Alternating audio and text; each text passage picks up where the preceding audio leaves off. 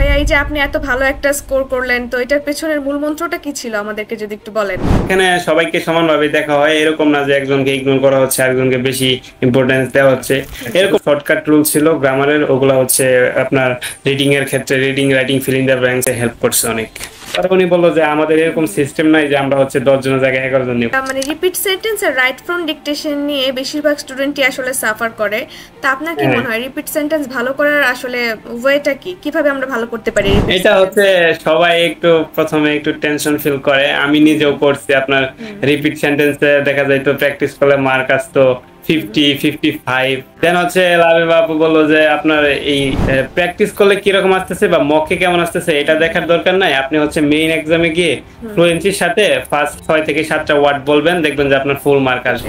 তো এই জন্য যারা মোটামুটি স্পিকিং একটু ভালো, এদেরকে আমরা বলি যে আপনাদের ওয়ারিড হওয়ার কোনো কিছু নাই, একটু ভালো করে যদি আপনি ফ্লুয়েন্টলি ডেলিভারি দিতে পারেন স্পিচটা, তাহলেই হয়ে যায়। বলি যে একটা ভালো রেজাল্ট তখনই পসিবল হয় যখন ট্রেনারের প্রপার গাইডলাইন্স প্লাস হচ্ছে আপনার হার্ডওয়ার্ক এন্ড আপনার ডেডিকেশনের কম্বিনেশনটা হয়, ঠিক তখনই আমরা একটা ভালো রেজাল্ট করতে পারি, এছাড়া আসলে পসিবল হয় না।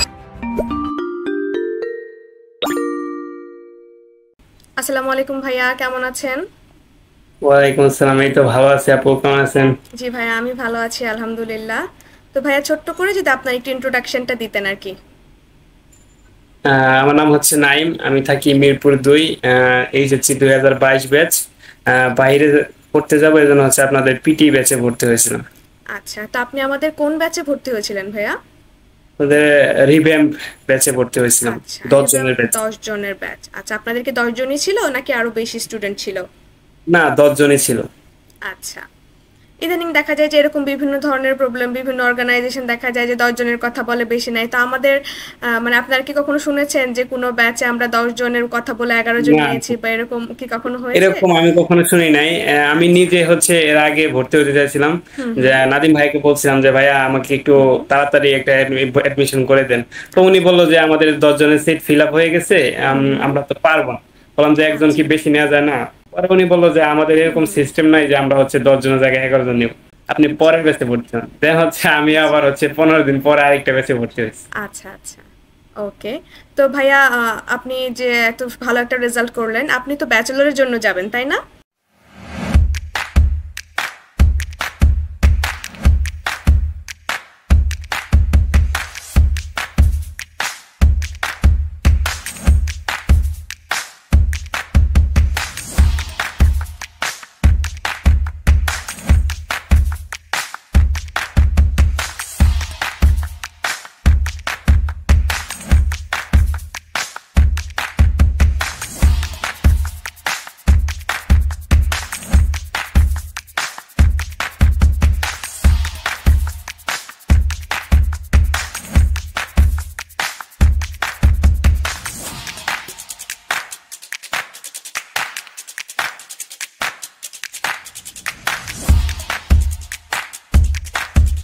তো হ্যাঁ, আপনার তো রিকোয়ার্ড স্কোর 54 হলে হতো তাই না?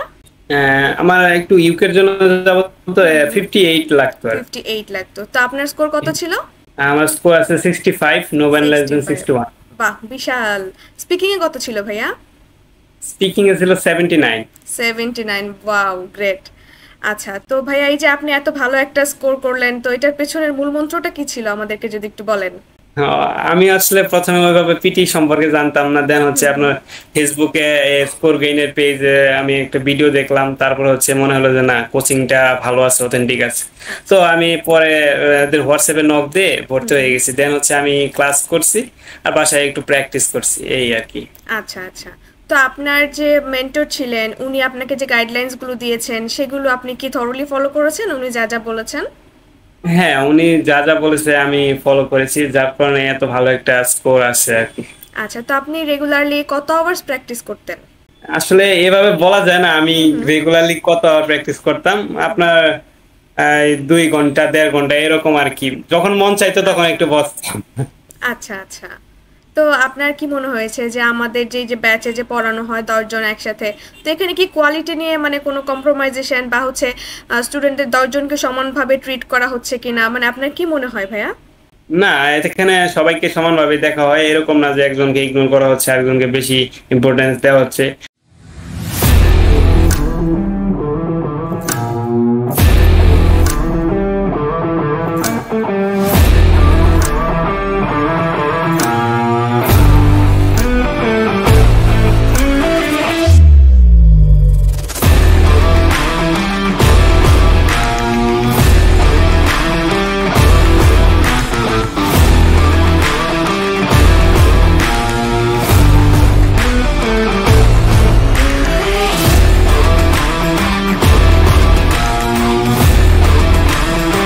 এরকম না, সবাইকে সমানভাবে করা হয়। আপনার ক্লাসগুলোতে আবার হচ্ছে লাবিব আপু আমাদেরকে হচ্ছে পড়া ধরতো, প্র্যাকটিস করাইতো, নিজে জি নিজে জি। দেখতো কার কি অবস্থা। তো কাউরে এরকম ভাবে ইগনোর করা হয় না, সবাইকে সমানভাবেই দেখা হয়। আচ্ছা আচ্ছা, তো ভাই আপনারা যখন কোনো কোশ্চেন থাকতো, গ্রুপে কোশ্চেন আস্ক করলে কি আপনারা সাথে সাথে অ্যান্সার পেতেন র্যাপিড? হ্যাঁ, গ্রুপে কোশ্চেন করলে অ্যান্সার পাইতাম। যদি দেখা যেত উনি ক্লাসে আছে তো উনি বলতো আমি ক্লাস শেষ করে আমি আপনাকে নক দিচ্ছি। তো আচ্ছা করতো আর কি, রেসপন্স করতো। আচ্ছা, দ্যাটস গ্রেট। তো ভাই আইজিপিটি যে মানে 4টা মডিউল তো আমাদের, তো এই 4টা মডিউলে আপনি কোনো স্পেসিফিক মডিউলে কি কোনো প্রবলেম ফেস করেছেন? আমি শুরুতে রিডিং এ একটু প্রবলেম ফেস করছি। রিডিং এ আমার একটু আচ্ছা প্রবলেম হইতো, রিডিং এ মার্ক আসতো না ওরকম। আচ্ছা। দেন হচ্ছে আমি এটা হচ্ছে তিথি আপু এবং লাবিব আপু দুজনকে শেয়ার করছি। তো ওনারা আমাকে বললো রিড অ্যালাউডটা ভালো করে প্র্যাকটিস করতে। আর রিডিং এর 50% এর মতো মার্ক আর কি রিড অ্যালাউড থেকে আসে, তো ওটা করলে এমনিতে ভালো হয়ে যাবে। দেন হচ্ছে আমি রিড অ্যালাউডটা প্র্যাকটিস করছি বেশি বেশি, রিডিং এমনিতে ভালো হয়ে গেছে। আর কোলোকেশন পড়ছিলাম কিছু, আচ্ছা আচ্ছা। ওটা তো রিডিং হেল্প এর করছে। জন্য ভাইয়া যে আমাদের যে গ্রামার ক্লাসগুলো হয়, তারপর হচ্ছে আমরা যেসব ম্যাটেরিয়ালস প্রোভাইড করে থাকি, সেগুলো কতটুকু ইফেক্টিভ ছিল ভাইয়া? গ্রামার তো এফেক্টিভ পুরোটাই, কারণ গ্রামার তো লাগেই এমনিতে। জি জি। আপনার কিছু শর্টকাট রুল ছিল গ্রামারের, ওগুলা হচ্ছে আপনার রিডিং এর ক্ষেত্রে reading, writing, fill in the blanks, reading fill in the blanks এ হেল্প করছে অনেক। আচ্ছা আচ্ছা, দ্যাটস গ্রেট। তো ভাইয়া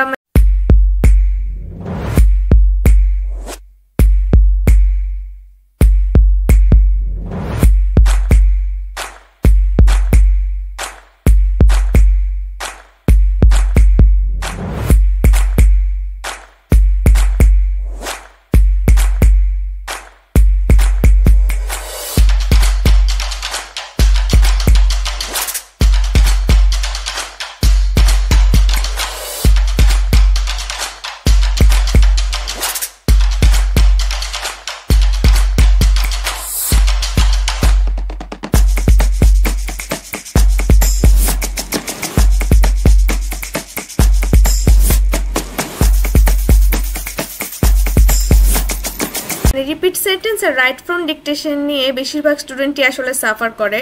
তা আপনার কি হ্যাঁ, মনে হয় রিপিট সেন্টেন্স ভালো করার আসলে ওয়েটা কি, কিভাবে আমরা ভালো করতে পারি রিপিট এটা সেন্টেন্স? হচ্ছে সবাই একটু প্রথমে একটু টেনশন ফিল করে, আমি নিজেও করছি। আপনার রিপিট সেন্টেন্সে দেখা যায় তো প্র্যাকটিস করলে মার্ক আসতো 50, 55। দেন হচ্ছে লাভে বাবু বললো যে আপনার এই প্র্যাকটিস করলে কিরকম আসতেছে বা মকে কেমন আসতেছে এটা দেখার দরকার নাই, আপনি হচ্ছে মেইন এক্সামে গিয়ে ফ্লুয়েন্সির সাথে ফার্স্টে 6 থেকে 7টা ওয়ার্ড বলবেন, দেখবেন যে আপনার ফুল মার্ক আসবে। তো আচ্ছা আমি আসলে পরীক্ষার হলে গিয়ে এভাবে আর কি করছি, আচ্ছা দেখলাম যে আচ্ছা। না পরবর্তীতে ভালো তো হয়েছে। স্পিকিং এ তো আপনি একদম আউটস্ট্যান্ডিং করে ফেলছেন, 79। হ্যাঁ, হ্যাঁ, এটা স্পিকিং এ আসলে হ্যাঁ একটু অনেকের ভালো। ড্রিম থাকে যে মানে 65 প্লাস বা 70 প্লাস করাটা স্পিকিং এ। তো দেখা যায় কি প্র্যাকটিস করার সময় আসলে যেহেতু আমরা থার্ড পার্টি পোর্টালগুলোতে প্র্যাকটিস করি, তো আমাদের আসলে স্পিকিং এ খুব একটা ভালো আসে না, তাই না? মকে আপনার হ্যাঁ, কেমন হ্যাঁ। আসতো ভাইয়া স্পিকিং এ, বলেন তো? স্পিকিং এ মকে আমার সর্বোচ্চ মনে হয় 64 আসছিল। রাইট, আমারও এরকম আসতো। হ্যাঁ, কিন্তু আলটিমেটলি পরে গিয়ে দেখা গেছে যে না, স্পিকিং এ 81 পেয়েছি। হ্যাঁ, অথচ মকে কখনো যে একটু মানে ভালো হতো না, 65, 67 এরকম আসতো হ্যাঁ, স্পিকিং এর ক্ষেত্রে। তো এই জন্য যারা মোটামুটি স্পিকিং একটু ভালো, এদেরকে আমরা বলি যে আপনাদের ওয়ারিড হওয়ার কোনো কিছু নাই, একটু ভালো করে যদি আপনি ফ্লুয়েন্টলি ডেলিভারি দিতে পারেন স্পিচটা, তাহলেই হয়ে যায়। আচ্ছা হ্যাঁ তো এটাই। জি জি। আচ্ছা ভাইয়া, তাহলে আপনি আমাদের রানিং স্টুডেন্টদের জন্য যদি কোনো অ্যাডভাইস বা কোনো সাজেশন দিয়ে যেতে চান ভাইয়া? রানিং স্টুডেন্টসের জন্য একটাই কথা বলবো, সেটা হচ্ছে যারা কি পিটিতে আপনাদের এখানে পড়তেছে বা পিটি আগামীতে করবে, তাদের কাছে একটা অ্যাডভাইস, সেটা হচ্ছে ট্রেনাররা যা বলে সেটা হচ্ছে ভালোভাবে ফলো করা, আর হচ্ছে বাসায় একটু প্র্যাকটিস করা। রাইট। নিজের কনফিডেন্সটা ধরে রাখতে হবে, তাহলে ভালো একটা স্কোর আসলে আসবে। জি ভাই, যেমন আমরাও কিন্তু সবসময় একটা কথা বলি যে একটা ভালো রেজাল্ট তখনই পসিবল হয় যখন ট্রেনারের প্রপার গাইডলাইন্স প্লাস হচ্ছে আপনার হার্ডওয়ার্ক এন্ড আপনার ডেডিকেশনের হ্যাঁ, কম্বিনেশনটা হয়, ঠিক তখনই আমরা একটা ভালো রেজাল্ট করতে পারি। এছাড়া আসলে পসিবল হয় না। মানে শুধু ট্রেনারের গাইডলাইন আপনাকে ভালো রেজাল্ট এনে দিতে পারবে না, বা হচ্ছে শুধু প্র্যাকটিসও আপনাকে ভালো রেজাল্ট এনে দিতে পারবে না, দুইটার কম্বিনেশন লাগবে, রাইট? একটা কম্বিনেশন লাগবে। আচ্ছা, তো ভাইয়া আপনি তো ঢাকায় থাকেন না? হ্যাঁ, আমি ঢাকাতেই থাকি। আচ্ছা আচ্ছা, তো আপনি কোন ইনটেক ধরতে চাচ্ছেন? আমি হচ্ছে আপনার জানুয়ারি ফেব্রুয়ারি যে ইনটেকটা আছে এটাতে অ্যাপ্লাই অলরেডি করে ফেলছি। আচ্ছা, কোন কোর্সে ভাইয়া? আমি হচ্ছে এলএলবি তে অ্যাপ্লাই করছি। এলএলবি, ওকে, ভেরি গুড। খুব ভালো লাগলো ভাইয়া আপনার সাথে পরিচিত হয়ে, আপনার সাথে কথা বলে। ঠিক আছে ভাইয়া, তাহলে ভালো থাকবেন। আপনার জন্য থ্যাংক ইউ অনেক আপু। অনেক শুভকামনা। নেক্সট আরো ভালো কিছু করবেন। আর হচ্ছে আপডেট মানে ভিসা হয়ে গেলে আমাদেরকে অবশ্যই জানাবেন।